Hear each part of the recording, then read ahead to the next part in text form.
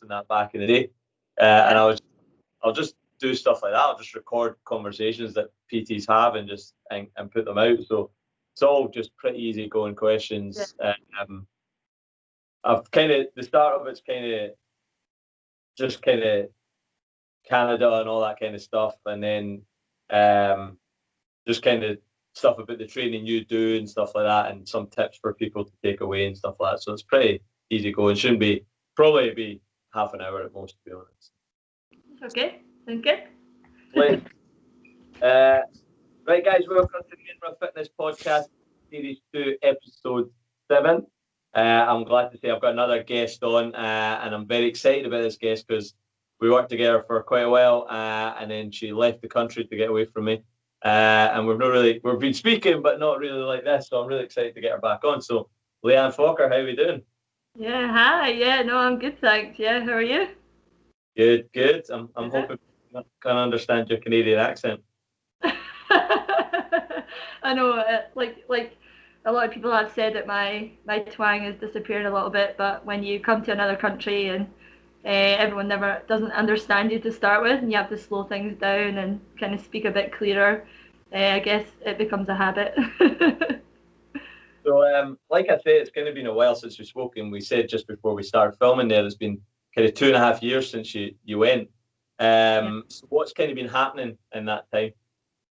So yeah, in the 2.5 years since I left Scotland, it was a big step as it was, like just taking my business from Scotland over to Canada was going to be a big thing. But I knew, as much as if you want something to work, it'll work anyway. So I thought, I'm just going to give it a try. It's always something I wanted to do, and I'm glad I did it. But yeah, this last 2.5 years, I've just been growing my business again, getting used to the area, starting to build some networking relationships and things like that, and really get to know the whole lifestyle over here and what the differences are between Scotland and Canada and things like that. So yeah, and I'd say I've definitely found my feet now. It's starting to really pick up this last 8-9 months. So yeah, it's going really, really well now. Yeah. And you've got a family now, eh? Yeah, that too. Yeah, so I've got a wife now. We hoping to start a family soon too. Looking to buy a place just now. Yeah, lots happening just now. Yeah, so all going really well. Excellent. So do you want to give the guys a wee background about who you are, what you've done in the industry, those kind of things? Yeah, sure. So I started my personal training career back in 2013, where I did my training course through, which some of you may have heard of or know of, the training route. And I remember it was a 6-week intense course, and obviously when I put my heart and soul into things, I try my best to do stuff. And I remember from then the one of the lecturers saying that out of the 21 people that were on that course, that only 3 of you would be successful. And I knew I was going to be one of those people because it's always something I wanted to do. And then from there on, I went to Pure Gym after I finished the course and started my business with Edinburgh West, Pure Gym Edinburgh West, and that was in September 2013. And yeah, the rest is kind of history. Started off really, really well. I enjoyed taking classes. Group X classes were my popular thing. Everyone loved the classes, and it's something I really enjoyed doing. So I guess that kind of my energy kind of lifted onto everybody else, and everybody just enjoyed coming to the classes, and I just really enjoyed what I was doing. It didn't feel like I was working, and the business started going really, really well. And yeah, I was really busy and just completely loving it, really. That's all I can really describe it as. And from there, I then got approached about trying assistant manager at Pure Gym Ocean Terminal, which is then where I then met you, and that was in 2015.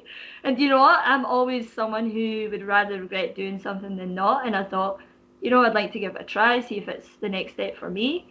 And yeah, and that's how I met this lovely guy, Stephen. He was my boss. You were my boss, yeah. And I was just assisting beside you. And, I had a great time. But it just, I realized quickly about after 5-6 months that it wasn't for me. I prefer to be on the floor, prefer taking classes. And I just loved personal training and stuff like that. So that's why I went back to it. I went back to Edinburgh West about 7 months after. And yeah, then, I thank you for that. Well, to turn around and say, look, this isn't for me. You know, a lot of folk may have just put up with it just because they've made the step and I'll make it work. But you know, you kind of, like you say, you know what your passion was and you knew what kind of drove you on and stuff like that. So it was a big step for you, and fair play to you for doing it. Yeah, it was. And I mean, I did get some, like whiplash from it, and like, but I knew it was something that, like as much as I was maybe, I would maybe, like you said, the fact that I admitted it and decided to do it, I just knew that I would enjoy it and I wouldn't be giving my best self to everybody there at Ocean Terminal. Because deep down I knew it just wasn't for me and I wanted to go back to what I enjoyed most, and that's why I did it. And even though it comes with some consequences and stuff like that, it's just something you got to do. Otherwise, you're always going to live your life wondering, what if I did just not go back to it, or and then I didn't want to end up regretting anything. So that's why I did it, and I still to this day don't regret stepping down and going back to what I'm doing now. So yeah, and then I went back to Edinburgh West, still enjoyed doing what I was doing, and then moved on to Oriam for a bit as well, just before I left for Canada. And Oriam was kind of more up my street because it was a lot more sports specific. So you're around a lot more athletes and stuff like that, and it was a different kind of, how do you say it, network kind of. I've lost the words for it. You know what I mean? Like different, like you know what I'm talking about, yeah. Yeah. But then I've always, before I even met my wife, actually, my now wife, I've always wanted to live in America or Canada, or like, I wanted to try living somewhere else. So when the opportunity came to potentially move to Canada, I applied. I didn't think it would happen, and then it happened within 3 months that they accepted me straight away because, believe it or not, Canada, America, places like that, they actually have a need for personal trainers. So Really? if you're a personal trainer and you feel like trying in a different country, you should totally go for it because you'll get a job, no problem. There's always personal training jobs everywhere, yeah. So I got over here, and then that's it. I've just been building it back up from there, and yeah, it's been awesome. Good to know. I don't know if did you get the reminder on Facebook there about the grit training? Yes. 5 years ago yesterday, that was scary, eh? I know. Oh, that was one of my favourite classes to take. One of my I know. I mean, that training day was just, when you looked at the group, and that was an amazing couple of days. Like at the time, we all came out that absolute buzzing and stuff like that. So crazy, 5 years ago. Ever, yeah, and I can't believe that was 5 years ago, yeah. But it was a great experience. It was a great group, and it was something new to the gym as well, and it was something very exciting to deliver to members, and it was nice to be part of that small group to start with, and yeah, it was the best thing ever, yeah. And I still had the plank record. I just want to put that out there. No, oh my God. I mean, that's the first time I've ever felt like I was going to be physically sick after exercise trying to hold that 8-minute plank. It's like, what? 8 minutes? I was just training after it, and I couldn't move my legs or anything. This was a bad idea. Yeah. We're like, do we get a lunch break? But it's just crazy time. So, obviously, like you say, you're in Canada now, and obviously one of the big things over here is COVID. So, what's COVID like over there at the moment? Oh, it's the same as it is there. It's nuts. But I think we went into lockdown a lot earlier than you guys because obviously my family stays in touch with me. We went in before it got too crazy. So seemingly on the news, Canada was the safest place to live during COVID. So I was pretty fortunate to be here at this time. But yeah, we shut down the schools straight away. I think we closed our schools down 4 weeks before Scotland did. And we closed all the restaurants and everything as well. But it looks like there's now that everything's opening up, the second wave's happening here too.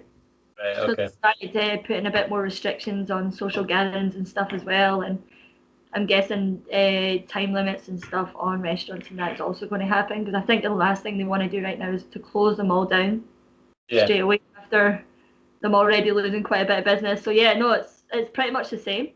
But yeah, so it's a bit nuts the world right now. That's all I can say. 100%. Has it impacted like the gym environment or? No, it's actually for the gym, but oh yeah, no. So now that it's all returning back, I would say there's not as many people attending the gym. Online seems to be a lot busier for me just now. because there's still a lot of people who are a bit skeptical and worried about going back just now because maybe they expect the second wave was going to happen. So yeah, I would say right now the fitness industry is a lot quieter than it normally is in terms of in the gym environment. The online, I think it's busier than it's ever been, but I guess that's the same for a lot of businesses right now. Yeah. Yeah, I mean, it's like you say, it's just the world's mental, and it's just every country's doing stuff totally different, but nobody seems to have the solution to it, and it's just like it's just a mad time, and like you say, back here's just the same. It looks like a second lockdown might come at this rate, and it's just like, oh god. I know. I What just do want it to be over with. Yeah, because we, you just kind of want everything to go back to normal. Like right now, I don't even know when I'm going to see my family again. Like, because there's no point me coming over for 2 weeks to then isolate and then come back for 2 weeks and not work for 2 weeks. It's not worth it. And obviously, I wouldn't risk anybody's lives either, and I wouldn't risk my own.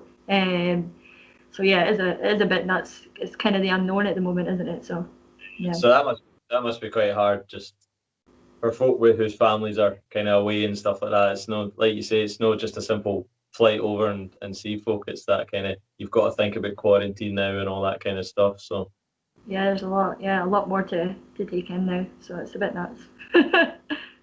so we'll try and move on to some more positive stuff just to try and lift the mood. So, like you say, you worked in Canadian gyms, Scottish gyms. Do you see any kind of differences in the way people train in the different countries, or is there any similarities, or like methods of training, or anything like that? Or I'd say it's pretty similar. The only difference I would say in Canada compared to Scotland is there's a lot more emphasis on sport health and fitness. Like everyone here knows it's important, so getting a personal trainer is like a normal thing.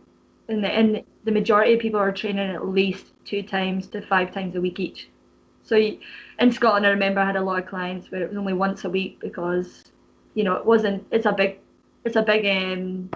pay like expense for them. Whereas here, there just seems to be a need for it. Like everybody feels like they should have a personal trainer if they're not looking after themselves. It's like everyone knows it's so important for them to stay healthy and fit and happy. So yeah, the difference I would say is there's people here who pay a lot more for personal training than in Scotland. Yeah.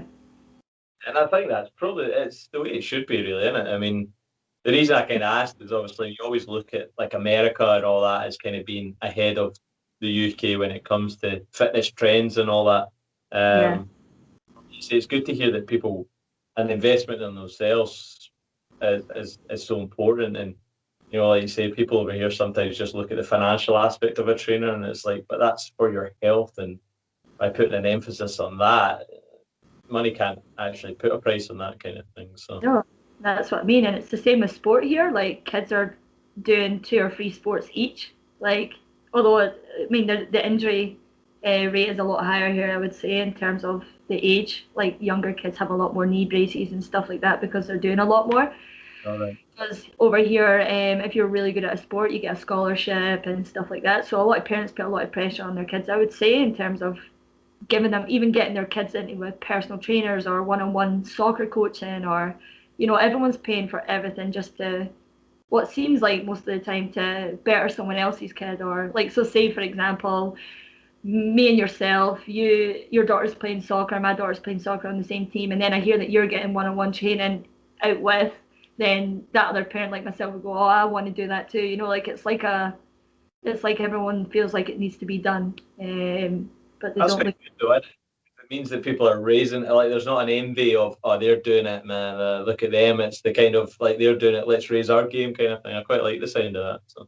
So there's never like a time where I've like it was the same as Scotland. I've never been too quiet when I've ever worried about my business or anything. My business has always went very, very smooth. But here I'm always having to kind of turn people away or ask them to come, not turn them away, but ask them. I'll put them on a waiting list or fit them in when I can. Like there's a bigger need here. So yeah, if there's any trainers listening and you fancy a move, then Canada's the place to go. Like there's plenty. Yeah. That's mad to hear. So Yeah. how is the soccer for you? Because I know you do love it. So Yeah, soccer, playing at the highest level here as well. It's great fun. Won the league last year and made it to the championship final, which unfortunately we lost 1-0, which is a really big deal. It was on TV and everything here. Social on it, yeah. Yeah. So it was all on that, and then I got into coaching again. I actually was coaching before I became a personal trainer. I was doing football coaching, which is what I know you call it.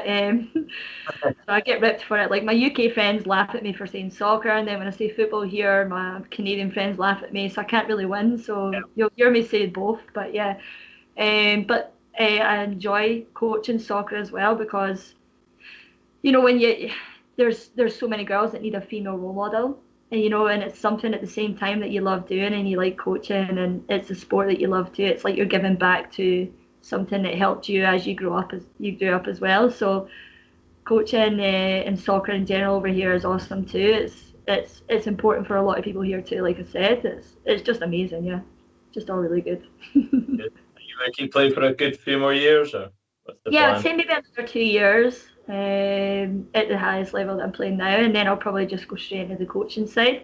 But I tend to be still fitter than most people here anyway, so it doesn't matter. I could probably play for another 5 years, but yeah. I'll never doubt. Yeah, and I'll never doubt that one. So yeah. So obviously, like when we spoke earlier, like the grit and all that, you love that kind of high intensity training and stuff like that. And you always, like you say, you train very hard. What is it you love about that style of training? I love that style of training because not only is it physically demanding, it's mentally demanding as well. And I feel like having a mental challenge as well as a physical challenge makes you a better person as well. Like it makes you want to push harder in normal training. Like if you were just going in for a weight session, like you're going to push a bit harder. I love the feeling as well of being absolutely blown out of my butt. And I love the feeling after it. Like I'm always buzzing after a high intensity session. It's just the best feeling after that kind of style of training for me.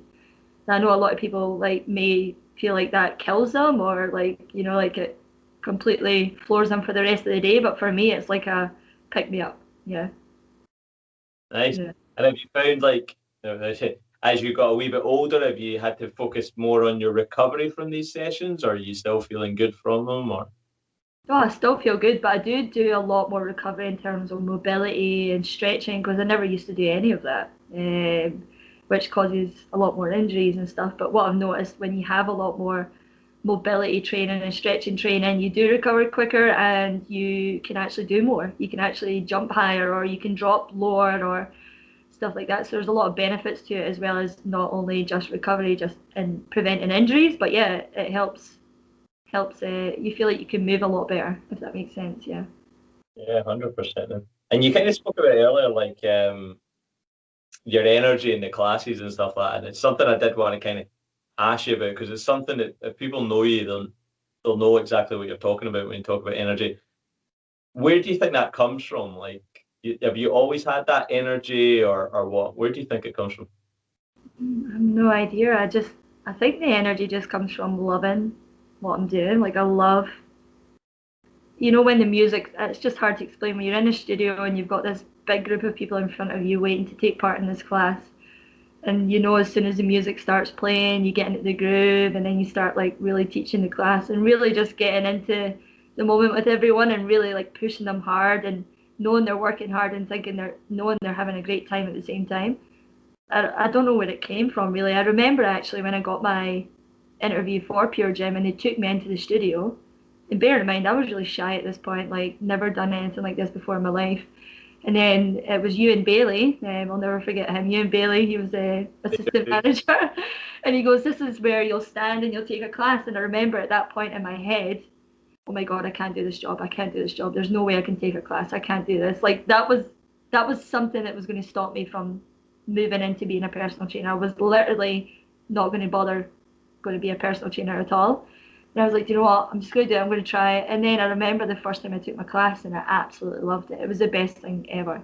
And I think it's because of how much I love it. I think it kind of breathed onto everybody else, and then it makes them love it, if that makes sense. So that's the best way I can describe it. It's just I just love taking a class. Yeah.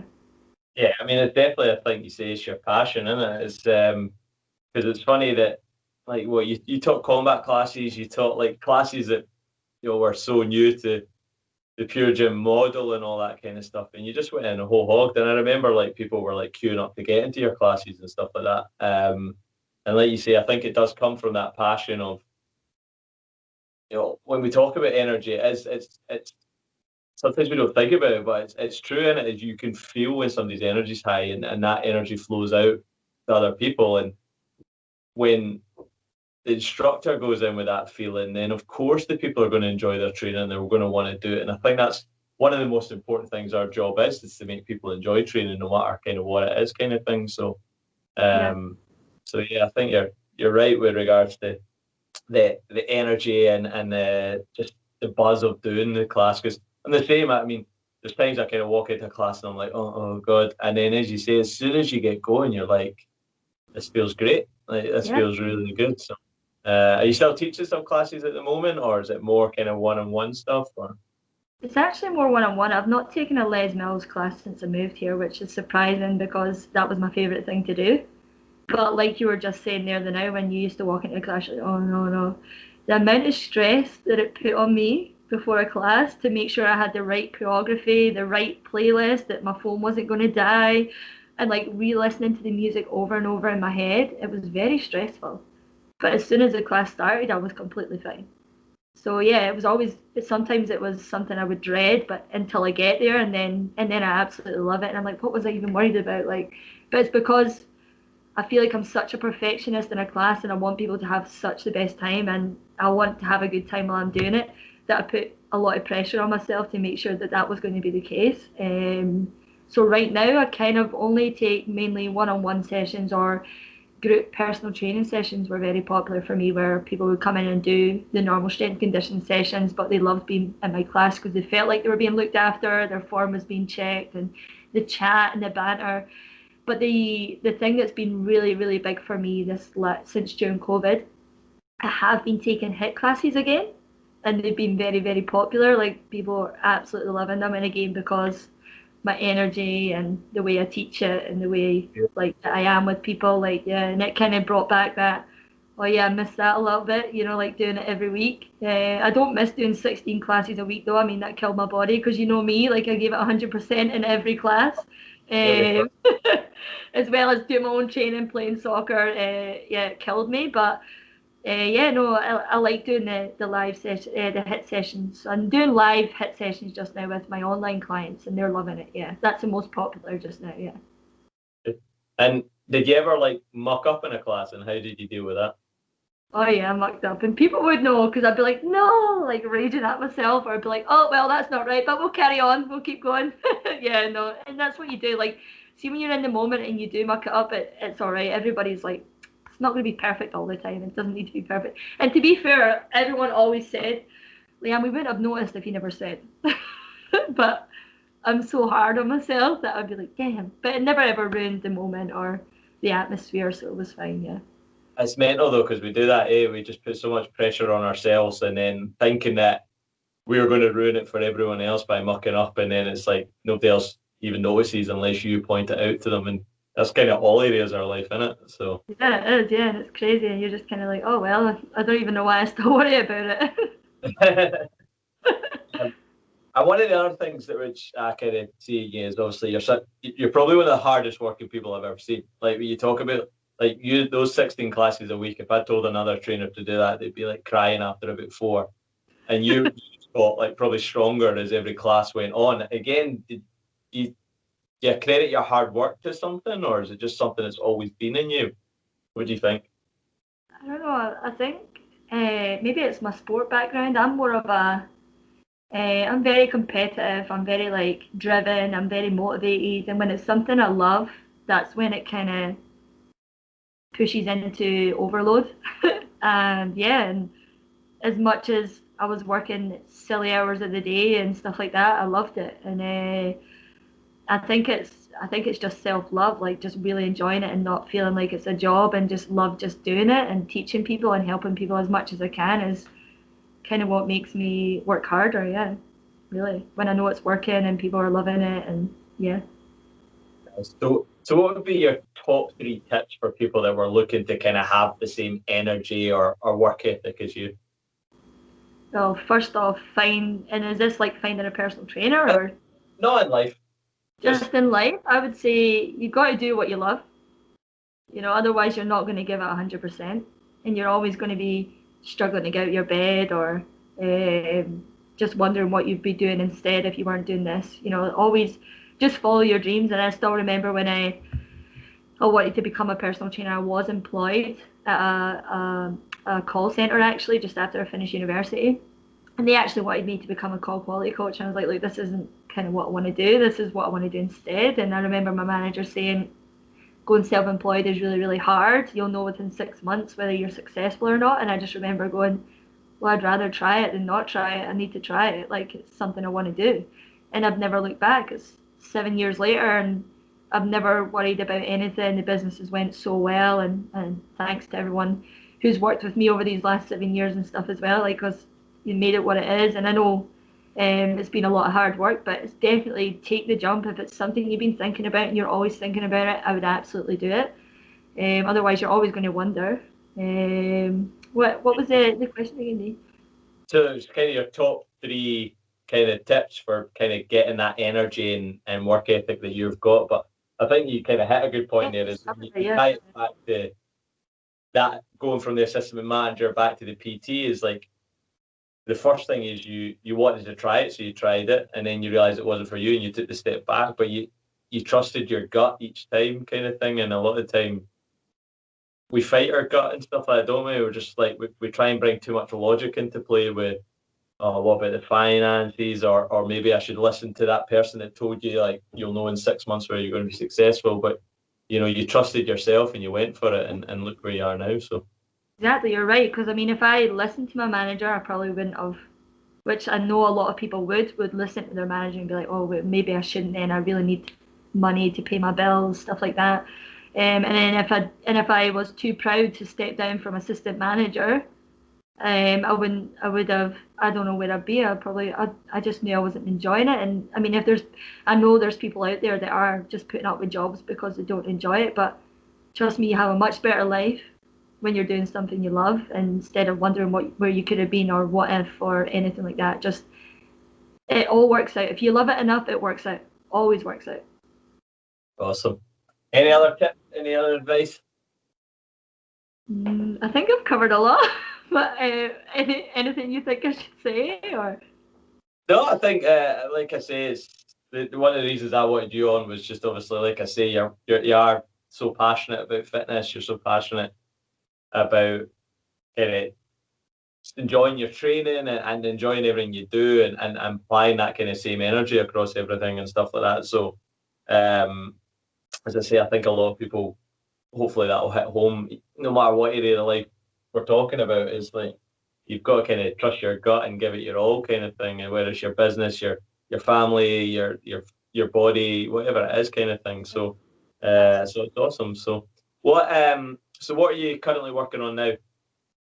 Currently, right now, the busiest part for me is my online stuff. Just now, I'm testing a new app and testing some online stuff, training. I would love to bring out I'm trying to build a YouTube channel for live HIIT sessions and stuff like that, because I know they're popular.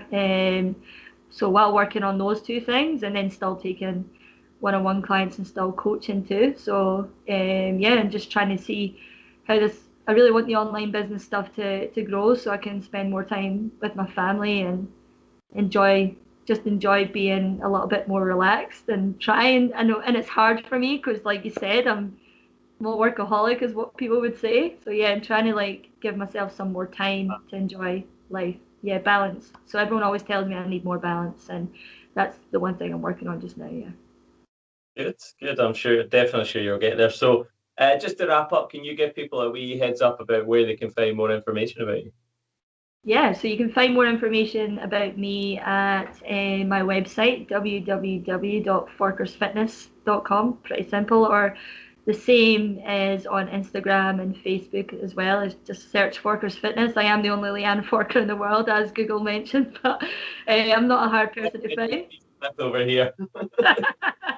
So yeah, you can find me on social media and on my website for more information. And if anyone's got any more questions or wants to reach out and ask for any more tips, absolutely feel free. I would love to help out. Yeah.